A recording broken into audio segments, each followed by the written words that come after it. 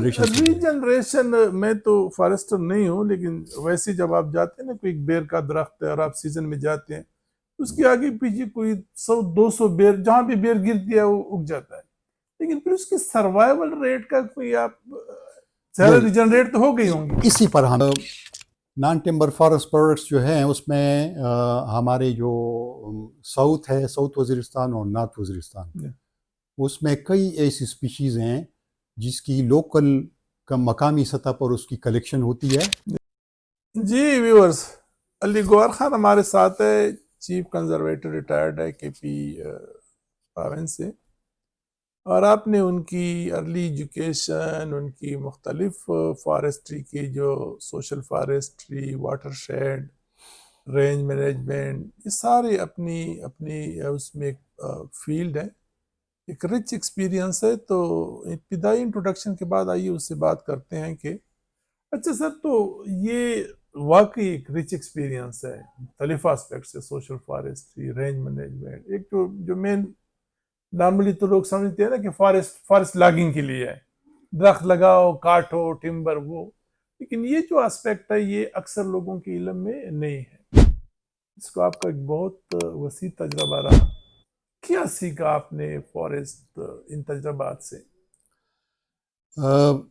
میری جو 34 ایئرس کی سروس ہے، اس میں نے فارسٹ ڈپارٹمنٹ کو ایک انتہائی مضبوط اور ایک انتہائی لوگوں کی بھلائی کے لیے ایک اچھا ڈپارٹمنٹ پایا.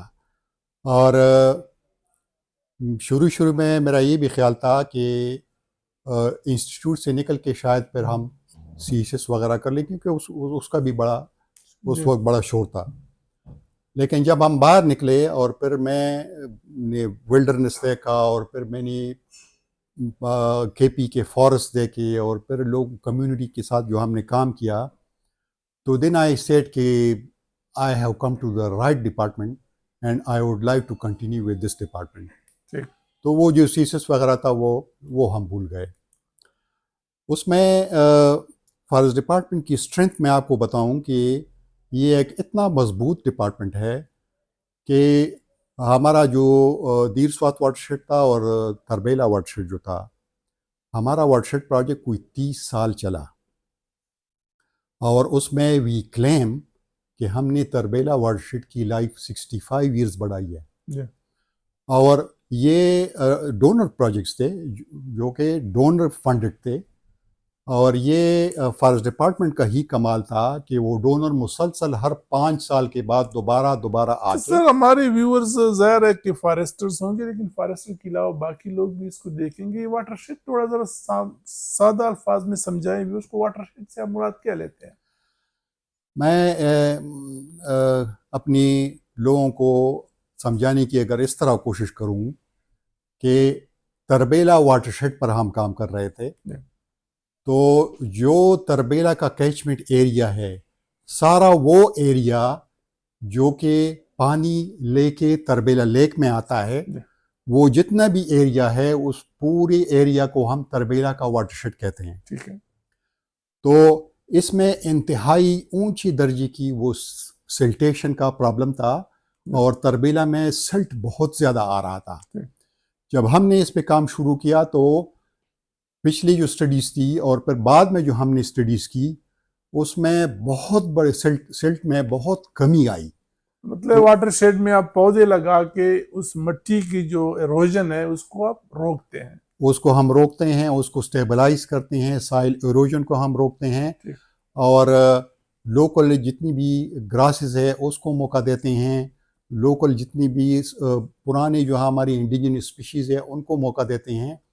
تو علاقے میں جو کہ ایک بہت بڑا گرینری کا جو ایک ماحول ہوتا ہے اس کو دوبارہ ریسٹور کرتے ہیں، جو کہ اس علاقے کے لیے انتہائی مفید اور اس علاقے کے لوگوں کے لیے انتہائی کارآمد ہوتا ہے. کنزرویٹر آپ کب بنے سر؟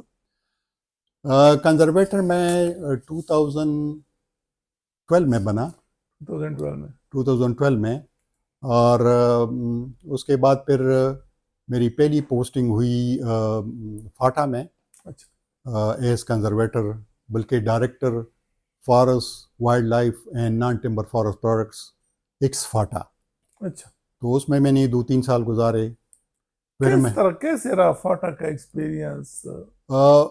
میں نے پہلی سروس تو ہزارے میں نے 20 سال سروس کی ہاں اور زبردست میرا ایکسپیرینس تھا.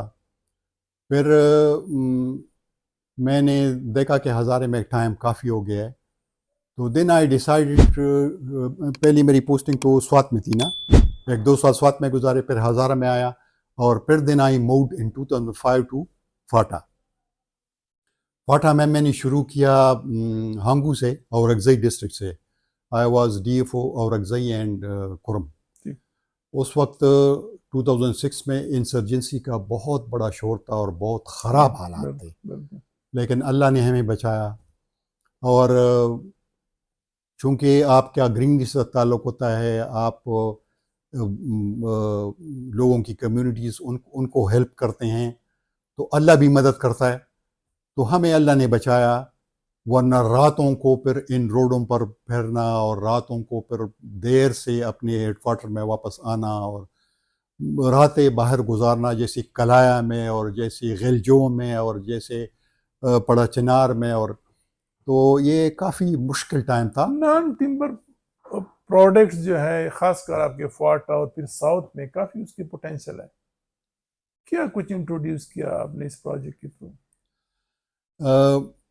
نان ٹمبر فارسٹ پروڈکٹس جو ہیں اس میں ہمارے جو ساؤتھ ہے, ساؤتھ وزیرستان اور نارتھ وزیرستان, اس میں کئی ایسی اسپیشیز ہیں جس کی لوکل کا مقامی سطح پر اس کی کلیکشن ہوتی ہے اور وہ لوگ کلیکٹ کر کے پھر اپنے طریقے سے بیچتے ہیں. تو ان کو ہم نے آرگنائز کیا اور ان کے لیے ہم نے ان کو ملایا جو ہماری یہ جو میڈیسن کی انڈسٹریز ہیں اور جو یہ دوسری پرفیومز وغیرہ کی انڈسٹریز ہیں, ان کے ساتھ ہم نے ان کو ملایا, ان کا لنک ہم نے ڈیولپ کیا اور اس میں ان لوگوں کو کافی امداد ملی اور ان لوگوں کو کافی فائدہ ہوا اس سے. اسی طرح پھر ہمارا جو اورکزئی کا علاقہ ہے, اس طرح غلجوں کا علاقہ ہے, تو ادھر ایک درہ ہے اس کو چڑغو درہ کہتے ہیں. جو ہمارے علی جان صاحب جو ہمارے گورنر تھے, تو ایک دن اس سے ملاقات ہوئی تو اس نے کہا اس کے بھائی بھی تو فارسٹر تھے نا, محمد جان خان بھی فارسٹر تھے, میرا پڑوسی تھا. ہاں. تو اس سے بات ہوئی, اس نے کہا آپ اورکزئی میں نے کہا یس. اس نے کہا گو ٹو چڑغو درہ, اور اس کے پیچھے میرا گاؤں ہے, اور میں نے ہر صبح وہ چڑغو درہ کو کراس کر کے میں اسکول کے لیے آیا کرتا تھا. تو آپ مجھے ادھر کے حالات بتائیں کہ آپ کیسے ہیں ادھر, پتہ نہیں وہ پلانٹس اور وہ اسپیشیز اور وہ.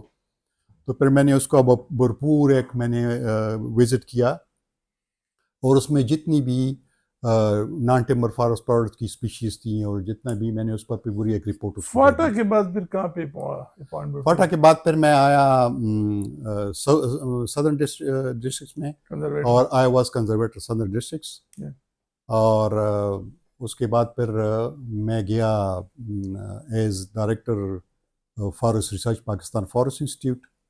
وہ بھی ایک حادثہ جیتا کہ I developed some problems with the managers of this billion tree tsunami, کیونکہ بالکل شروع میں تھا. بلین ٹری سونامی ذرا ہمارے ساتھ کچھ لوگ اس کی بڑی وہ کرتے ہیں, کیا تھا سکسیس اور فیلیور اور ایشوز؟ ظاہر ہے کہ ایک بہت بڑا پروجیکٹ تھا. بلین ٹری سونامی ہم جب شروع کر رہے تھے تو یہ شروع میں ایک پولیٹیکل ڈیسیجن تھا کہ ہمیں 1 بلین درخت لگانی چاہیے. اور ہم اپنے ڈپارٹمنٹ کو جب دیکھتے تھے تو ہم سوچتے تھے کہ شاید اتنی کیپیسٹی ہماری نہیں ہے. اور پھر ہم یہ بھی سوچتے تھے کہ لوگ یہ پولیٹیشین جو ہے نا یہ وعدے کر لیتے ہیں, آپ ایک فل فلیج پروگرام میں چلے جاتے ہیں, پھر یک دم اس کی فنڈنگ رک جاتی ہے, تو یہ کنٹینیوس فنڈنگ نہیں ہوگی, تو لہٰذا بہت بڑے مسائل ہوں گے. تو ہم شروع میں احتیاط اس میں کر رہے تھے, لیکن پھر تھوڑی پولیٹیکل سپورٹ ہمیں ملی, اور اس کے بعد پھر جب ہم اس میں آئے تو اس کے بعد پھر ہم اس کی مختلف طریقے سے ہم نے اس میں چینجز لائیں کہ اب اس 1 بلین تک ہم پہنچیں گے کیسے. تو اس میں چینجز پھر یہ تھیں کہ بھئی 1 بلین آپ پودے لگا نہیں سکتے کہ آپ 1 بلین پودے گن کے لگا نرسری میں لگائیں اور پھر نرسری سے شفٹ کریں اور پھر 1 بلین پوری آپ لگائیں.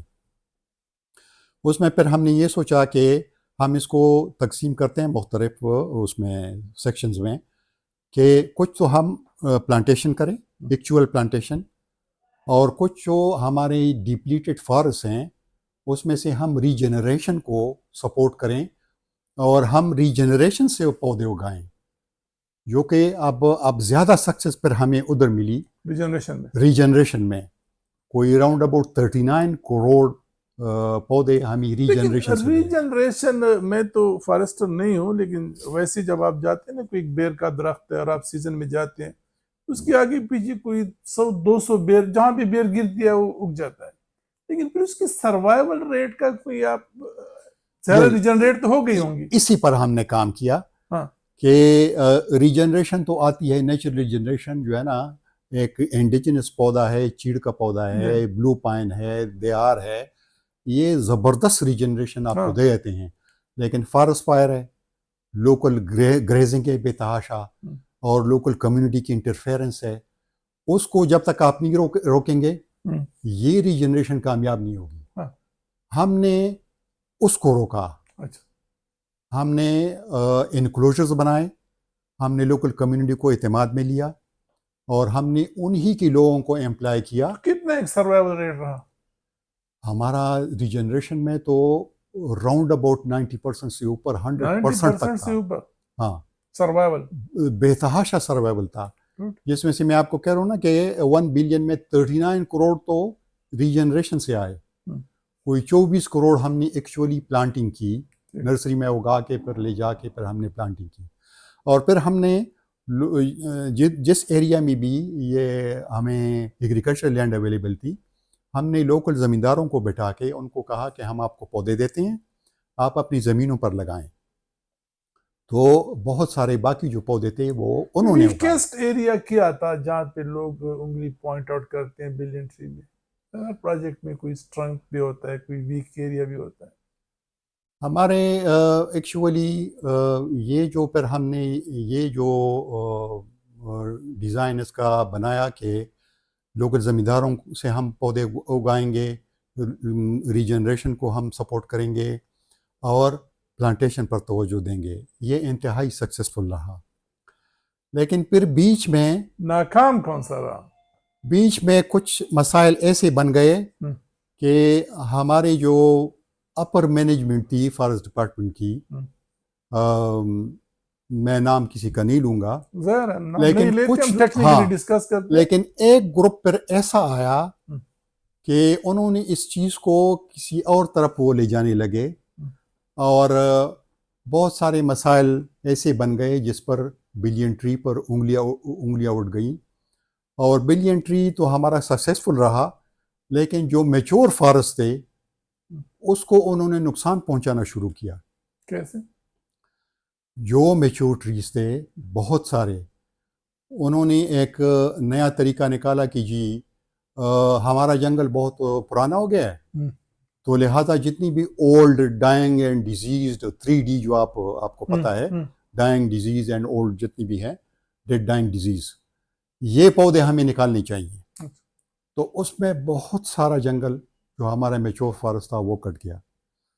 اچھا، پھر انہوں نے پھر ایک تو یہ 3D والا تھا، اور دوسرا پھر انہوں نے کہا کہ لوکل لوگوں کی زمینوں پر اتنے درخت اویلیبل ہیں کہ ہم اس کو کاٹ کے اس کو بیچ دیتے ہیں فارم فار یہ کیا ہے اوڈ لاٹس کی شکل میں، تاکہ لوکل لوگوں کو پیسے ملے. تو لوکل زمینوں پر آپ کو پتہ ہے، مجھے پتہ ہے، میں ہائی ہل میں بہت بڑی نوکری میں نے کی ہے، لوکل لوگوں کی زمینوں پر اتنے پودے کدھر اویلیبل ہیں کہ آپ اس کو ایک کسی کو 40,000 CFT کا پرمٹ دے دیں اور کسی کو 50,000 CFT کا پرمٹ دے دیں.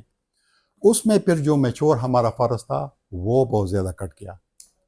تو اس پر بھی میری کافی لے دے ہوئی لوگوں کے ساتھ، اور کافی مشکلات مجھے بھی پیش آئیں، جس کی وجہ سے میں پھر تقریباً 4 سال میں نے خود آپٹ کیا. میں نے چیف سیکرٹری کو خط لکھا، میں نے کہا آپ مجھے بھیجیں ادھر پاکستان چلے فارسٹ سر انسٹیٹیوٹ کی۔ سروس میں تو یہ آتا رہتا ہے نا، کبھی آپ اوپر کبھی نیچے، یہ تو لائف ہے، لائف بھی ہے اور جی جی سروس بھی ہے. تھوڑا سا بریک لیتے ہیں پھر آگے ڈسکس کرتے ہیں.